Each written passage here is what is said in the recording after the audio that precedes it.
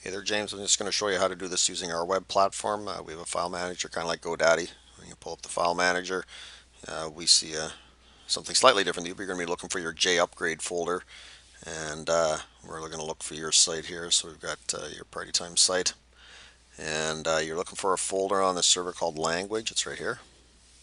And then you'll see you have different folders for the different languages that are installed on your site. You seem to have quite a lot of languages installed, but the one you're going to be mostly interested in is the ENGB, which is the English folder. And all the components in Joomla have an INI file that contains all the interface labels that are displayed on the screen. You'll see VirtuMart has quite a few. It has what is that? 1, 2, 3, 4, 5 different files there. So you're going to have to go through each one of those and find the information that you're looking for.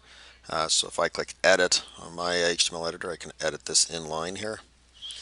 And the file's pretty straightforward. You got a tag, which you probably don't care too much about. Don't change these things in capitals though. Never ever change those because things will break.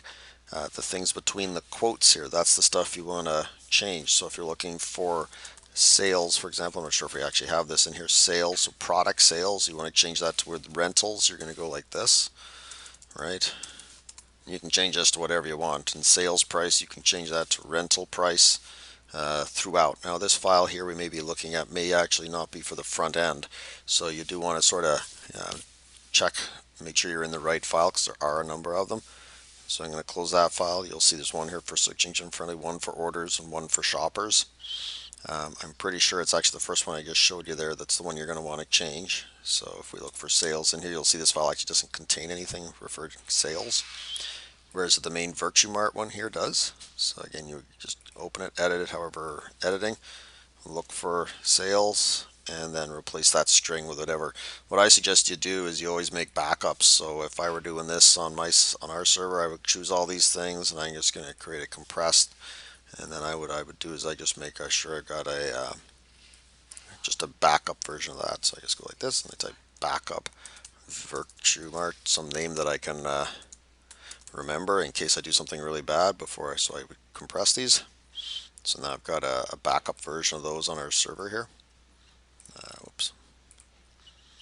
So there it is. I got a backup of those files so I can uncompress them quickly if I make a real big mistake.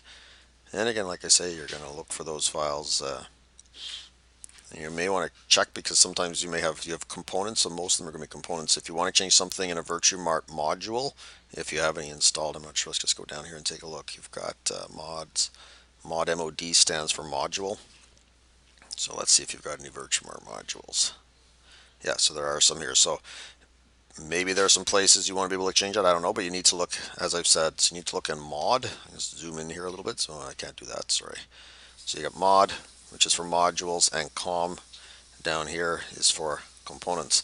And like I say, always back up any files before you make changes.